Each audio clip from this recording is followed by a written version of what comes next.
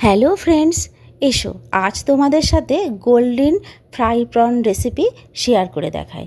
তার জন্য প্রথমে চিংড়ি মাছগুলোকে ভালো করে ধুয়ে নিয়ে তার মাথাটা কেটে নেব আর লেজের অংশটা রেখে দেব। এবার চিংড়ি মাছের উপরের আর নিচের শীটটাও এইভাবে বার করে নিয়ে একে একে রেডি করে নেব।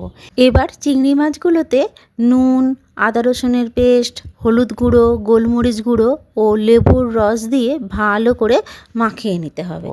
এরপর একটা বাটিতে 1 কাপ ময়দা, 1 কাপ কর্নফ্লাওয়ার, নুন, গোলমরিচের গুঁড়ো, হাফ চামচ বেকিং পাউডার, 1 চামচ বাটার, আদা, রসুন, ধনেপাতা ও কাঁচা লঙ্কা কুচি দিয়ে অল্প অল্প করে ঠান্ডা জল দিয়ে একটা ঘন ব্যাটার তৈরি করে নিতে হবে।